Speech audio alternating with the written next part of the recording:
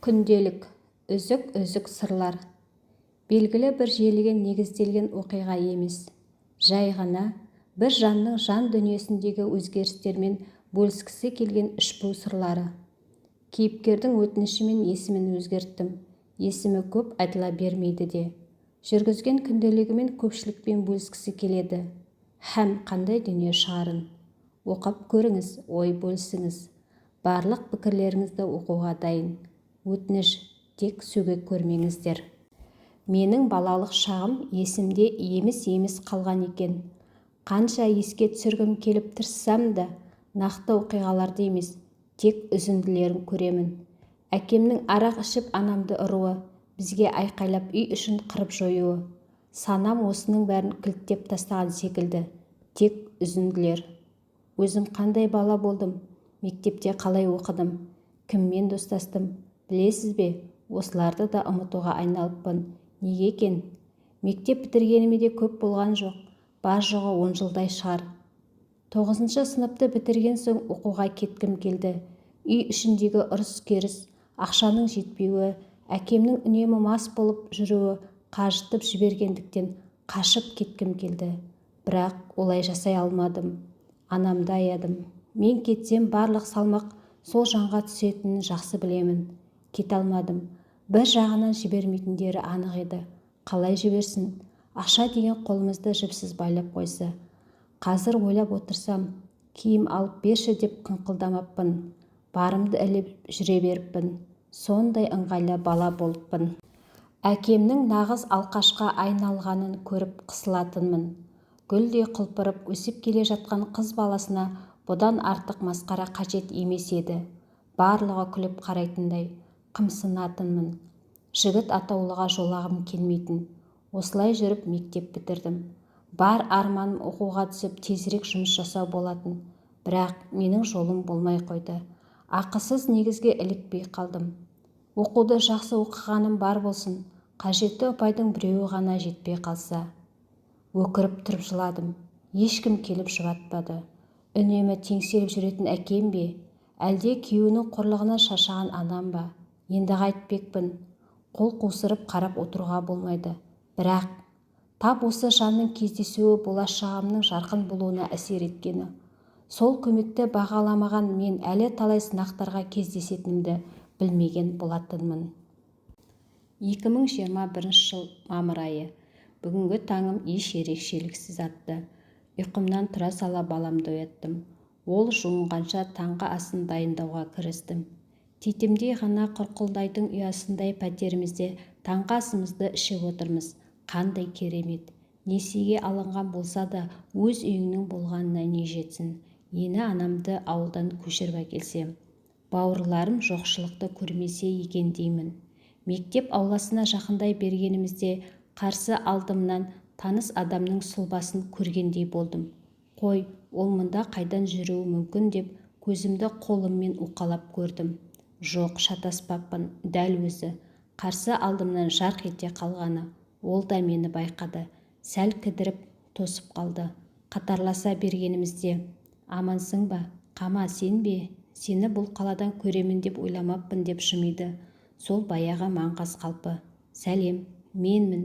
Мен де өзіңді көремін деп ойламадым, дедім сәл қысыла. Соңғы кездесуімізде жүрегіне қаяу салғаным есіме түсіп. Балаң ба? Өсіп қалыпты. Осында ауысқаныма бір жетідей болған еді. Тағы кездесерміз деп әңгімесін аяқтады да бұрылып кетті. Балам мектепке еніп кеткенше орнымда состиып тұрып қалыппын. Телефоныма түскен қоңыраудан селт еттім. Жұмыстан екен. Есімді жиып аялдамаға қарай жүгірдім. Жұмыс жасадым деген аты болмаса, ойымда бір соғыс жүріп жатқандай. Өткеннің елесі қайта белең алғаны. Тағы да ойланып отырып қалдым. 2013 жылдың тамыз айы. Оқуға ілінбей қалғаным үшін өкіріп жыладым. Арманымның көзімнен бал-бұл ұшқаны ма? Анамды әкемнің құрсауынан қалай құтқарамын? Бауырларым ше? Салым суға түсіп оқу орнынан шығып аялдамаға қарай бет алдым. Ауылға қайтар автобусқа үлгеруім керек. Аялдамаға жақын қалғанымда артымнан біреудің «Қызым, көмектесіп жібересің бе?» дегені. Даусы сондай жұмсақ екен. Артыма бұрылсам, кішкентай бойлы егде апайдың мықшыңдап 2 сөмкені көтеріп келе жатқанын байқадым. Әліме қарамай көп зат алып қойыппын, үйіме дейін жеткізер алам емеспін деді. Жүгіріп барып сөмкесін қолыма алдым. Апай, мынаны қалай көтеріп келесіз? Кәдімгідей ауыр екен. Үйіңіз қайда еді, жеткізіп тастайын дедім. Жолдың арғы бетіндегі 5 қатарлы үйді көріп тұрсың ба? Сонда тұрамын. Көмектескенің үшін рахмет қарағым. Балам жұмыстан келіп ұйықтап жатқан соң оятпай шығып кетіп едім. Қазір мынаны көріп сөйлейтін болар деп сөйлеп келеді. Менде үн жоқ, танымайтын жанға не деймін? Әңгімесін тыңдап келемін. Баласы барын, оқу оқитынын, кешкісін жұмыс жасайтынын айтып үлгерді. Есік алдына келген соң кері қайтпақ болып едім.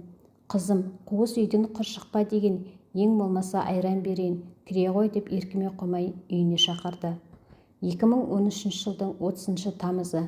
Мен арман қуып қалаға келдім. Барар жерім жоқ болса да, сенген адамым бар. Алдындағы 5 қатарлы үйдің алдында тұрмын. Қолымда азын аулақ киімім салынған шағын сөмкем. Танымайтын адамның айтқанын орындап, аяқ асты студент атанып, жаңа өмірге қадам басқалы келдім. Нағия апа қуана қарсы алды. Кел қызым, бүгін келетін болар деп күтіп отыр едім. Таңмен бауырсақ пісіріп қойдым. Қазір ісі бауырсақпен шай ішеміз деп самбырлай жүріп ас үйге бет алды. Кіре беріске сөмкемді қойдым да соңынан ілестім. 2 бөлмелі пәтердің іші тап-таза, баласының бөлмесі жабық екен. Үйде жоқ секілді. Мысықша басып ас үйге келдім. Ата-анаң аман ба? Анаңның жағдайы жақсы ма? Сенің кеткеніңе жылап қалған болар.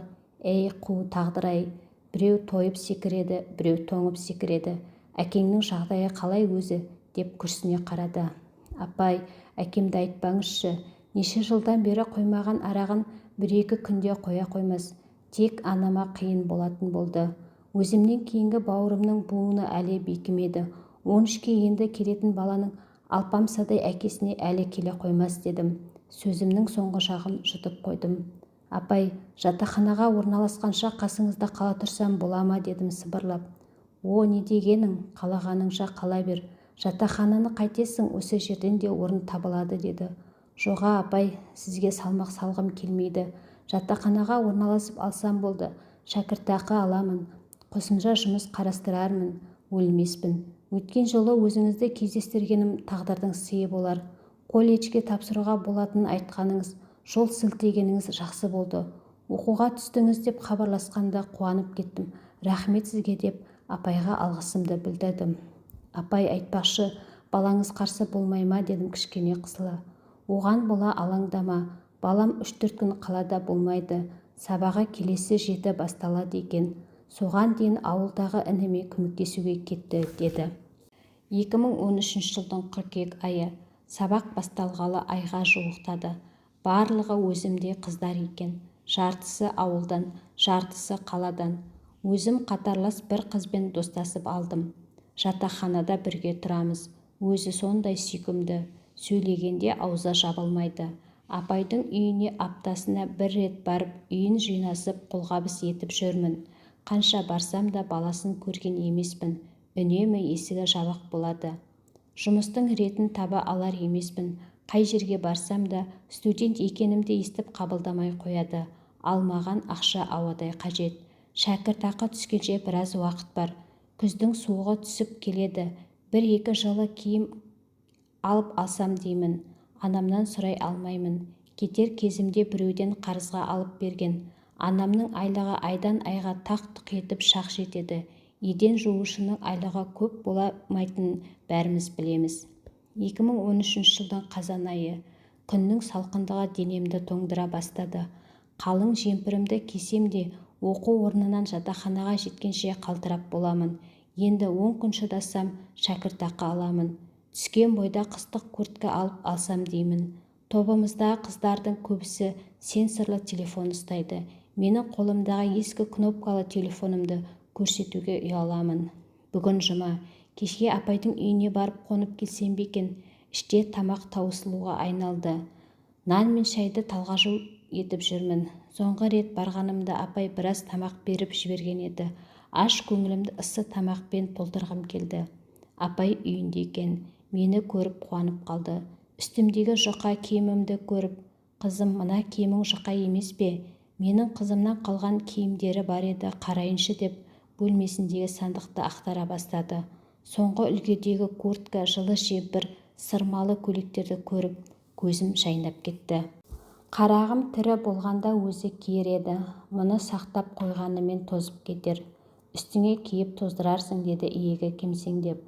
Шай ішіп отырып апайға жайымен, «Апай, сіздің қызыңыз болды ма? Қазір қайда?» деп сұрақ қойдым. Болған, өзіңнен 5-6 жас үлкендігі бар. Бұл өмірден өткеніне де 3-4 жыл болып қалды. Кешкі қыдырыстан келе жатқанда көлік қағып кетіп, тіл тартпастан кетті. Менің жағдайым бұрын осындай болған деп ойлайсың ба? Жоқ, қызымның өлімінен кейін шөгіп кеттім. Жүрегімнің жартысы солып қалғандай болды.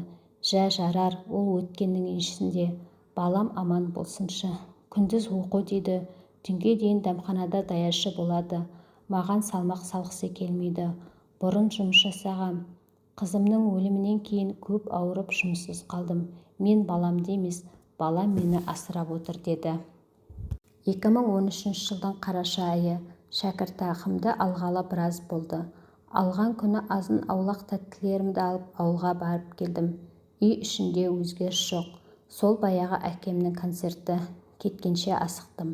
Шәкіртақымның шамалы бөлігін анамның қолына қыстырып кеттім. Анам жылап қалды. Апайға бармағалы 3-2-дей болып қалыпты. Сенбі күні түстен кейін сырты гүлмен безендірілген шоколад қорабын алып үйіне келдім. Есікті ұзын бойлы қара торы өңді жігіт ашты. Сасып қалдым. Нағия апайға келіп едім, дедім. Сіз қама боларсыз. Апам сіз туралы жиі айтады. Көптен бері келмейді деп уайымдап отырған. Қонаққа кетіп еді, қазір келіп қалар. Кіріңіз, кісі жейтін қасиетіміз жоқ, деп қалжыңдады. Келбеті өзіне жарасқан байыпты жігіт секілді. 2013 жылдың желтоқсан айы. Менің жұмысқа тұрғаныма да біраз күндер болып қалған. Алдында барғанымда сөз арасында жұмыс іздеп жүргенімді айтып қалып едім. Ертай бірден өздерінде бос жұмыс барын жеткізді. Сабақтан шыққан соң дәмханаға жүгіремін. Жұмыстан соң Ертай жатақханаға жеткізіп салады. Комендант апаймен келісіп шамалы ақшасын беріп қойдым. Әйтпесе кешкісін есік кілттеніп қалса далада қонуға тура келеді. 2014 жылдың наурыз айы. Ауылға барып келдім. Анам шөгіп кетіпті. Әкемнің жағдайы сол баяғы қалпында. Күндіз-түні аузы кеппейді. Арақты қайдан табатынын. Жинаған ақшама бауырларыма киім-кешек ала бардым. Анама ақ шали сатып алғам. Қолына бергенімде көзіндегі жасты бір сығып алды. Қызым, өзіңе киім алсаңшы, қашанға дейін ескі киіммен жүресің, бізге алаңдама, деп алдап қояды. Қаншалықты жақсы екенін білем ғой. 2014 жылдың мамыр айы. Күн жылынды. Қардың беті сөгіліп, жердің беті көк майсаға тола бастады. Қала ішінде қарбалас. Құсқы ұйқыдан оянып айнала жандана бастады. Менің оқуым жақсы. Жұмысыма барып келемін. Ауылға баруды азайттым. Қаланың өміріне сіңіп барамын. 2014 жылдың маусым айы. Оқуымды аяқтадым. Яғни бірінші курсым бітті. Жатақхананы босатуым керек. Ауылға оралсам, жасап жүрген жұмысымнан айырыламын. Бірақ анама да көмек қажет. Ертай басшылықпен сөйлесіп, қыркүйекте келгенде қайта жұмыс жасай алатындай етіп келісіп берді. Ақшамды жинап жүріп жаңа телефон алған болатынмын. Қалған ақшама бауырларыма тәттілерін алып, ауылға қайтар автобусқа отырдым. Мен келсем, әкем ауырдым деп арағын қойыпты. Қойғаны бар болсын, бар ашуын айналасынан алады. Қол аяғы дірілдеп, селкілдеп отырады. Ауруханаға апаруға зауқым соқпады. Жүрегімде әкеме деген аяушылық қалмағандай. 2014 жылдың қыркүйек айы. Мен оқуыма қайта оралдым. Жұмысқа бірден орналаса қоймадым. Себебі бос орын жоқ екен. Реті келгенде хабарласамыз деген күтудемін. Арасында Нағия апайға барып келуді ұмытпаймын. 2014 жылдың қазан айы. Мен жұмысыма қайта оралдым. Оқуым қиындап келеді. Медбикелік болған соң іс тәжірибесінен өтеміз. Бос уақытым қалмайды десем де болады. Нағия апайға баруды да азайттым. Ертай үнемі анам сені сұрап жатыр, үйге соқсаңшы деумен болады. 2014 жылдың желтоқсан айы. Жұмыста жүргенмін. Телефоныма белгісіз номерден хабарлама түсті. Сұлу қыз, сізбен танысуға бола ма? Кім болуы мүмкін? Нөмерімді артық адамға бермеген едім. Жауап бермей қойдым. Бірақ хабарлама күнделікті түсіп отырды. Біртіндеп қызығушылығым ояна бастады. Бір күні шыдамай жауап жаздым. Сіз кімсіз? Кездесуге шықсаң танитын боласың. Танымайтын адаммен кездесуге шықпаймын. Онда танысайық. Қалай танысамын?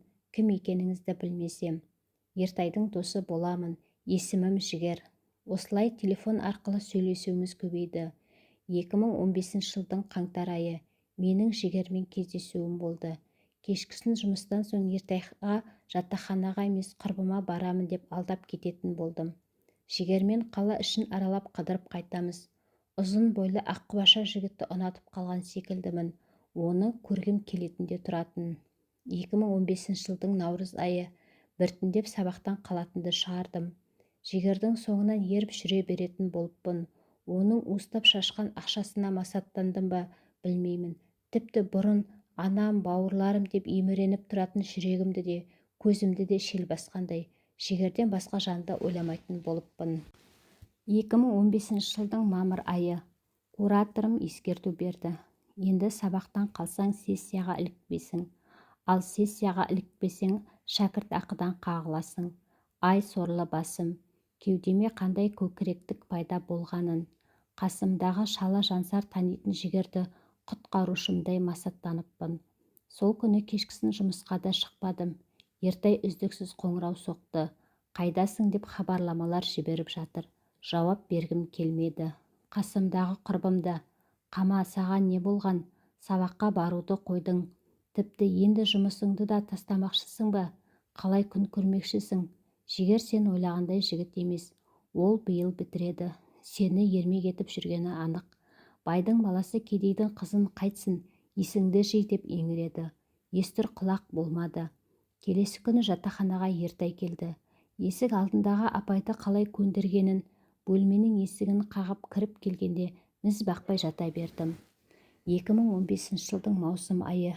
Жігер мен Ертай дипломдарын алды. Ертайды білмедім. Жігердің жұмыс жасауға ниеті болмады ма, басын ауыртпады. Екеуміз ерлі-зайыптылардай бірге тұра бастадық. Ауылды мүлдем ұмыттым. Сессияны аяқтағаныммен шәкіртақыдан қағылдым. 2015 жылдың тамыз айы. Ұйықтап жатқанбыз, есік қағылды. Ұйқылы ояу барып аша салдым.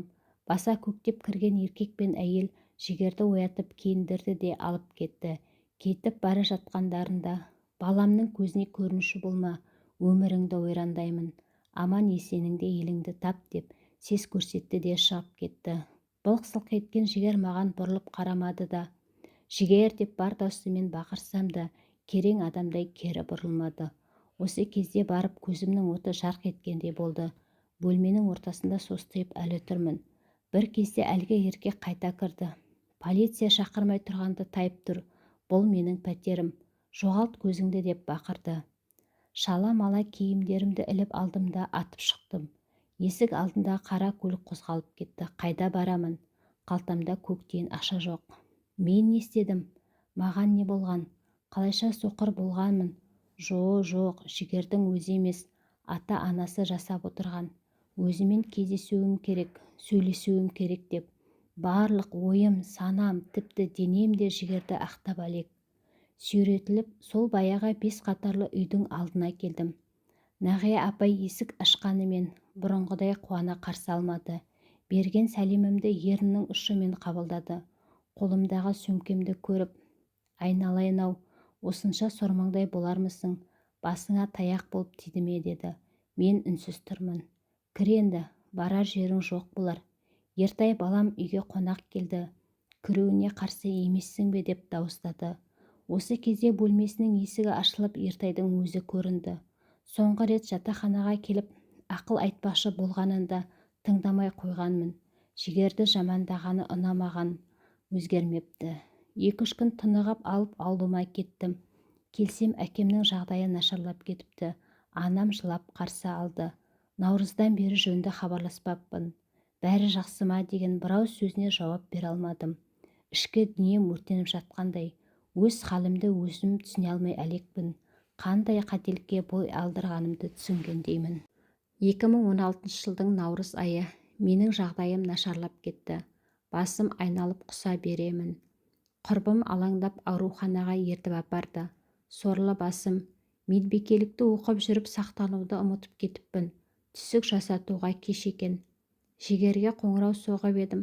Сөндірулі немесе байланыс аясынан тыс жерде. Демек былыққа батқан өзім болдым. Өз-өзіме қол салсам бекен. Бірақ ана мен бауырларымшы. Артымнан ерген інім биыл 16-ға келеді. Соңға барғанымда әпке оқығым келеді. Көмектесе аласы ба деп еркелеген. Анам да биыл диплом алсаң жұмыс жасап ініңе қамқорлық жасарсың деген неткен сорлы едім. Екі иығыма арқалап жүргенім бас емес, бос кеуек болғаны ма. Әкеме өкпелеп жүрсем, өзім одан асып түстім ғой. Ол өліп құтылса, мен таза күйік болып, анамның жанын жараламақпын. Анашым, кешірші сорлы бейбақ қызыңды. Жоқ, қорықпаңыз, мен өлмеймін. Мен ішімдегі кінәсі жоқ сәби үшін бас көтеруім керек. Ел бетіне қарар көзім қалмаса да, бала бетіне қарар абырой жинауым керек. 2016 жылдың маусым айы. Ішім шермейіп шығып қалған. Дипломымды алдым да Нағия апайдың үйіне тарттым. Бармағалы біраз болды. Телефонмен хабарласып отырғаным болмаса, көрінерге дәтім жетпеген. Соңғы рет Ертайды да тыңдамай қойғанмын. Бақсам шын жаны ашыған осы екі жан екен. Танымайтын, ешқашан көрмеген, ауылдан келген бейбақ қызға жол сілтеп, қанаттарының астына алғандарын кеш ұқтым. Есікті Нағия апайдың өзі ашты. Дене бітіміме ұзақ қарап тұрды да, ең болмаса жақсы ана боламын деп уәде берші деді. Кешірім сұраймын. Жақсы қыз болып жарытпасам да, жақсы ана болуға сөз беру үшін өзіңізге келдім дедім, көзімнің жасын сорғалатып тұрып. Ертайды кезіктіре алмадым. Жұмыс бабымен іссапарға кетіпті. 2016 жылдың қыркүйек айы. Менің басқа қалаға қоныс аударғаныма да біраз болды. Ішімді көріп барлық жер жұмысқа алудан бас тартты. Ең болмаса санитар болайын деп зорға іліктім. Уақытым да жақындап қалды. Босанғанша ақша жинауым керек. Пәтер жалдап қойдым. Домаланып жүріп барлық жұмыстан жерінбедім. Аман сау жаным қалды. Ұлды болдым. Өз атыма жаздырдым. Анам келіп қарайласып әупірімдеп адам қатарына қосылдық. 2021 жылдың мамыр айы. Ертайды көрген сәттен Нағия апайды сұрамаппын. Ол кісі қайда екен? Баласы осында ауысып келсе, апай да қоса келген болар. Қызық, Ертай үйленді ме екен? Одан бері 5-6 жылдың зыр етіп өте шыққаны. Санитарлықтан медбикелікке ауысып та үлгердім. Ақшамды жинай жүріп 2 бөлмелі пәтерімді несиеге алдым. Баламның далада қаңғығанын қаламаймын. Әрі бауырларым да есейіп қалды. Менен кейінгісі қазір қасымда. Оқуын оқып қызметке орналасты. Одан кейінгі бауырым да биыл мектепті бітірмек. Тек анамды қасыма әкеле алмай отырғаным. Зейнеткерлікке шығуға 1-2 жылым қалды деп көнер емес. Кенжетайым оқуға түссе бірге барамын деген уәдесін алып қойғанмын. Балам даярлықтың тобында. Қыркүйекте мектеп табалдырығын аттайды. Жігерге емес, өзіме тартқан. Әкесі туралы ешқашан сұраған емес. Әзірге сұрамай-ақ қойсыншы. Өсе келе айтармын. Ертең кездестіре алсам, Ертайдан анасы туралы сұрайыншы. Егер бар болса іздеп барайын.